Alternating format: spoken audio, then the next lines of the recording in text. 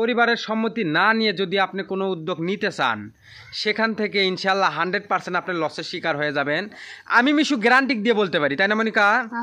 ঠিক একই রকম আমাদের কাছ থেকে শরীয়তপুর নড়িয়ার বাংলা বাজারের সিঙ্গাপুর প্রবাসী ইলিয়াস ভাই আজ থেকে 5 মাস আগে আমাদের কাছ থেকে প্রায় 550 বাচ্চা নিছে, তাই না মনিকা? সেই খামারি লাভবান হতে পারেনি, লসের শিকার হয়েছে।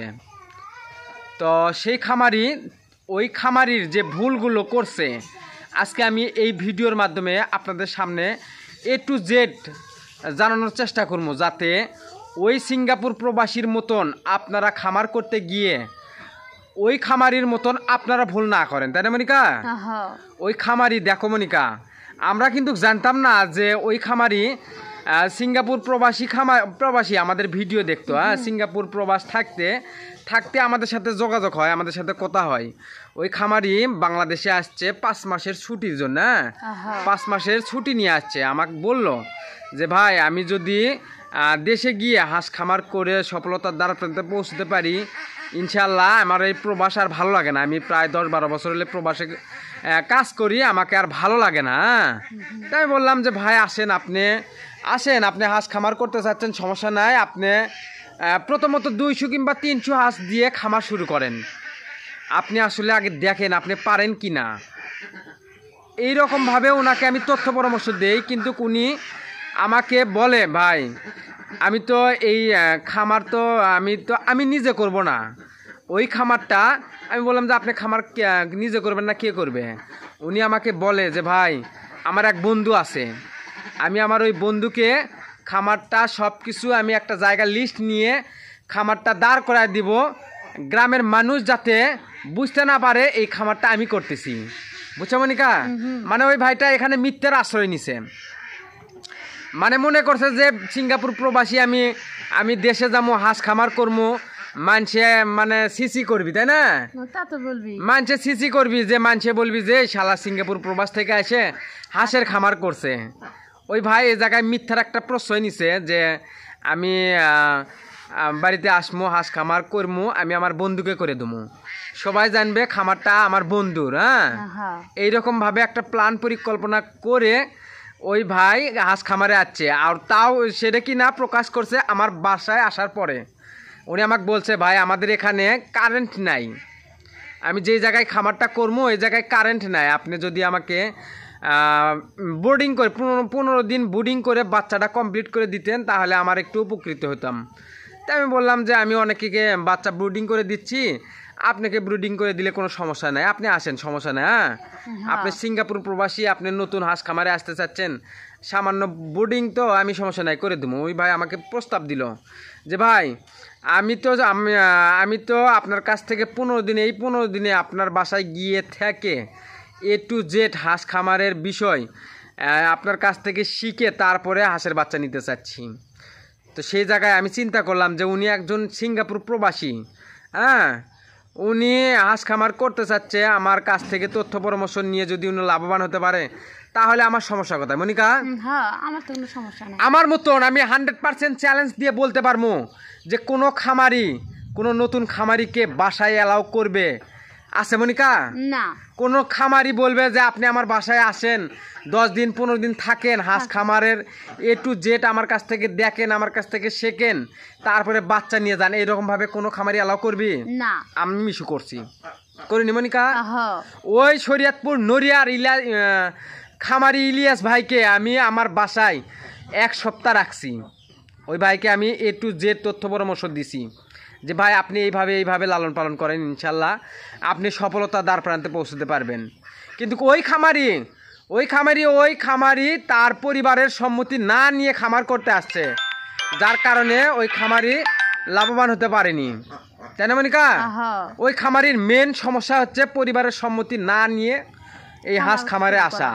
আপনার পরিবারকে সম্মতি না নিয়ে আপনি যেটাই করেন, হাঁসের খামার করেন বা আপনি বিয়ে করেন বা আপনি চাকরি করেন, আপনার পরিবারের আপনার বাবা মার দোয়া ব্যতীত আপনি যেটাই করতে যাবেন, আপনি সেটাতেই লসের শিকার হবেন, তাই না মনিকা? ওই খামারির কয়েকটা ভুল আমি আপনাদের মাঝে তুলে ধরার চেষ্টা করবো, যাতে নতুন কোনো প্রবাসী ভাইরা হাঁস খামারে এসে এই রকম ক্ষতিগ্রস্ত বা বিপদগ্রস্ত না হয়। ওই খামারিকে আমি বলছি যে ভাই আপনি 200 কিংবা 300 হাঁসের বাচ্চা দিয়ে শুরু করেন। ওই ভাই আমাকে বলে কি মনিকা যে ভাই আমি যে একটা হাঁসের খামার করবো, আমি যে একটা লোক রাখবো, ওই লোকটার ধরেন যে 200-300 বাচ্চা নিয়ে খামার করলে ওই লোকটাকে আমি বেতন কিভাবে দেবো, এইভাবে বলে। আরে ভাই আপনি তো হাঁস লালন পালন করাই শেখেননি, আপনি সেই জায়গা থেকে আরেকজনের বেতনের চিন্তা কেমনে করেন মনিকা?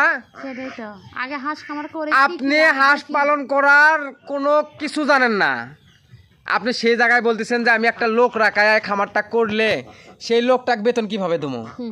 আপনি নিজে আগে নিজের পায়ে দাঁড় হওয়ার চেষ্টা করেন, তারপরে আপনি অন্য লোকের চিন্তা ভাবনা করেন, তাই না? আমি কোনো কিছু জানি না বুঝি না, আমি একজনও খামারের দায়িত্বে রাখলে সে খামার করতে পারবি আর তার বেতন আমি দিতে পারবো? আপনি আগে এই জায়গাতে আসেন। আমি মিশু 2022 সাল থেকে 2025 সাল পর্যন্ত এই হাঁস খামারের প্রথমত 2.5 লক্ষ টাকা লস খাইছি, খাওয়ার পরে আমি এটা শিখতে পারছি। যদি কোনো খামারি সবাই যদি এরকম হাঁস খামার করে প্রথমে সফলতার দ্বার প্রান্তে পৌঁছতে পারতো, তাহলে এই বাংলাদেশে হাঁস খামার ব্যতীত অন্য কোনো খামার থাকতো না, তাই না মনিকা? আপনি যদি ভাবেন যে হাঁস খামার করে আমিও লাভবান হতে পারবো, তাহলে আপনি ভুল বুঝছেন। আপনার হাঁস খামার করেন, গরুর খামার করেন, যেটাই করেন, অভিজ্ঞতা ছাড়া আপনি কোনো কিছু করে সফলতার দ্বার প্রান্তে পৌঁছতে পারবেন না। আমি ওই খামারির বিশেষ কয়েকটা ভুল আপনাদের মাঝে তুলে ধরার চেষ্টা করব মনিকা। ওই খামারি যে হাঁসের বাচ্চা নিচ্ছে, ওই খামারিকে আমি প্রথমত বলছিলাম যে ভাই আপনি 200 কিংবা 300 বাচ্চা নিয়ে শুরু করে আপনাকে দেখেন আপনি পারেন কিনা, আপনাকে আমি একটু যে তথ্য পরামর্শ দিয়ে আপনাকে সহযোগিতা করবো। আপনি 200 কিংবা 300 বাচ্চা দিয়ে শুরু করেন। কিন্তু ওই খামারির প্রথমত ভুল পরিবারের সম্মতি না নিয়ে হাঁস খামারে আসা। উনি যে আমার কাছ থেকে বাচ্চা নিছে, আমি ওনাকে বলছি যে ভাই 15 দিনের নিচে বাচ্চা ব্রিডিং করা যাবে না, সেই বাচ্চা এক জায়গার থেকে আরেক জায়গায় নিয়ে যাওয়া যাবে না। আমি ওনাকে বলছি, উনি আমাকে বলে ভাই আমি সিঙ্গাপুর থেকে আসছি, আজ 2 দিন হলে আসে আপনার বাসায় যাচ্ছি। সেই ক্ষেত্রে আমি আজ 7 দিন আমার পরিবারকে ফাঁকি দিয়ে আপনার বাসায় আসছি, এটা কিন্তু আমার পরিবার জানে না। মনিকা দেখো ওই খামারি ওই সিঙ্গাপুর প্রবাসী কতটা চক্রমক্র দিয়ে আমাদের এখানে আসছিল। হ্যাঁ ওই খামারি আল্লাহ বাঁচাছে, আল্লাহ আমাদেরকে বাঁচাছে। ওই খামারির ধরো আমরা যে না জেনে না বুঝে একটা মানুষকে আমাদের বাড়িতে রাখছি 7-8 দিন, হ্যাঁ এটাই তো আমাদের সবচেয়ে বড় ভুল। তুমি কি কও? এইরকম কি কেউ রাখবি?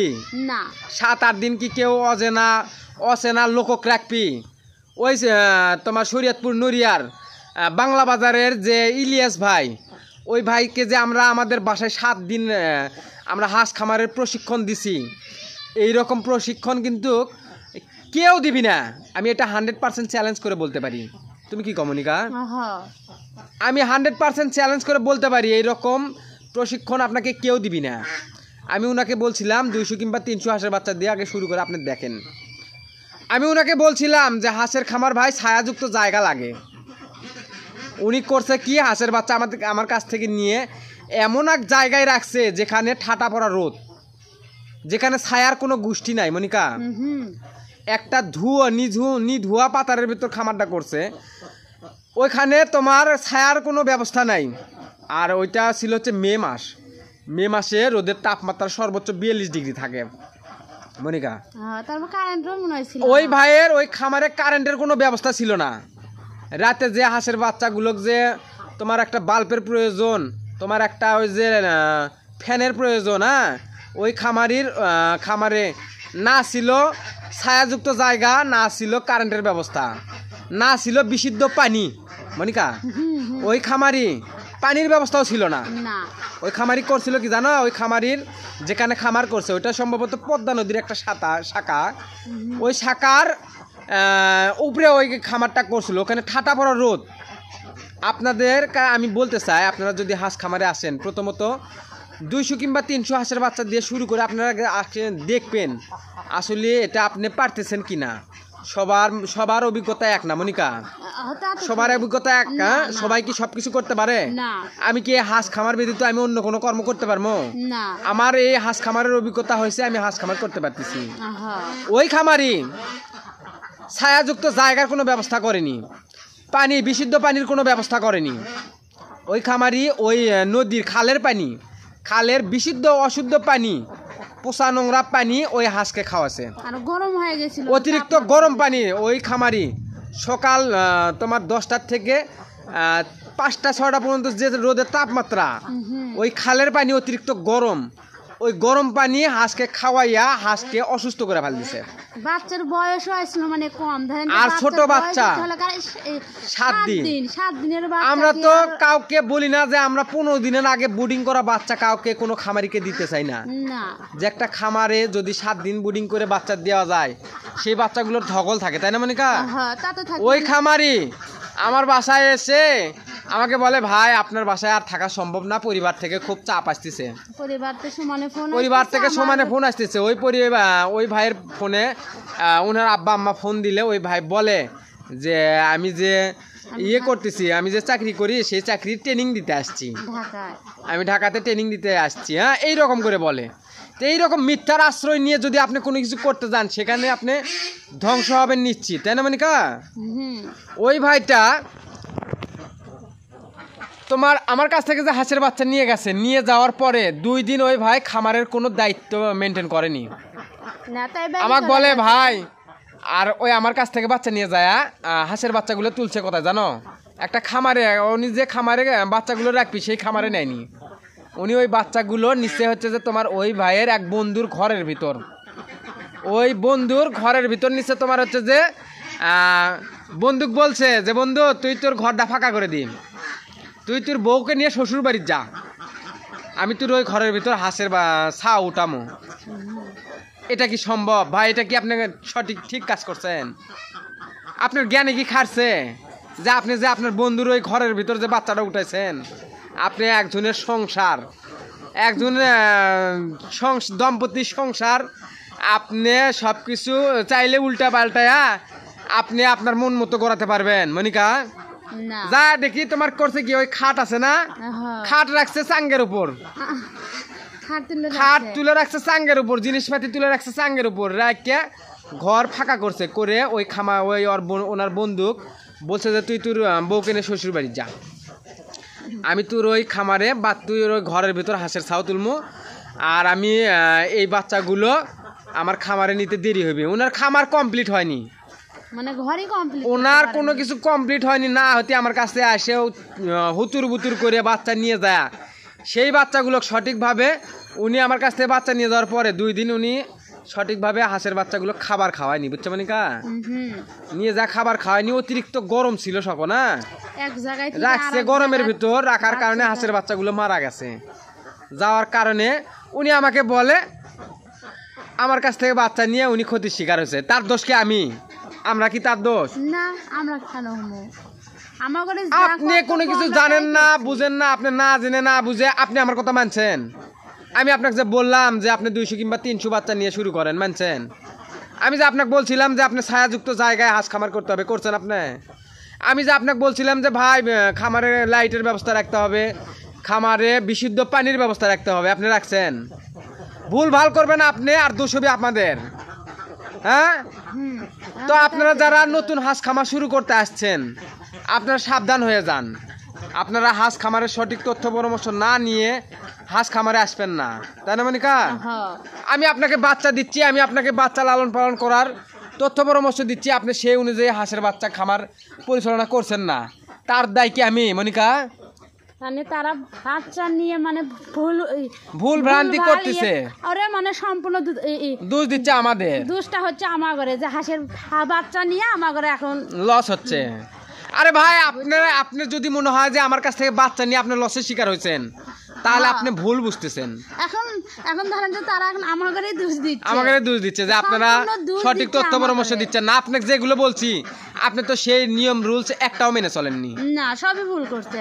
আপনি যা দেখে আসেন, দিনাজপুরে দেখে আসেন, দিনাজপুরে আমার তথ্য পরামর্শ অনুযায়ী 7,000 একটা হাঁসের খামার পরিচালনা হচ্ছে, তাই না মনিকা? 7,000 হাঁসের খামার পরিচালনা হচ্ছে আমার তথ্য পরামর্শ অনুযায়ী। আপনি চাইলে যান দিনাজপুর, ফুলবাড়ি, রাঙ্গামাটি, ইব্রাহিম ব্রিকে যান, আপনি যা দেখে আসেন। আপনি হাঁসের বাচ্চা নেবেন, সঠিকভাবে লালন পালন করবেন না, তার দায় আপনি আমাকে করবেন না। আর অন্য অন্য তোমার খামারিরা তুলে ধরবি সেগুলো এতই সোজা। হ্যাঁ, আমরা কি কাউকে বলছি যে আমাদের কাছ থেকে খাদ্য নেন, আমাদের কাছ থেকে খাদ্য নেন, তাছাড়া আমরা সঠিক তথ্য পরামর্শ দেবো না, এরকম কথা বলছি আমনিকা? না, আপনাকে তা বলবো। আমরা আজ খামারের সঠিক তথ্য পরামর্শ দিচ্ছি এবং দিয়ে যাব।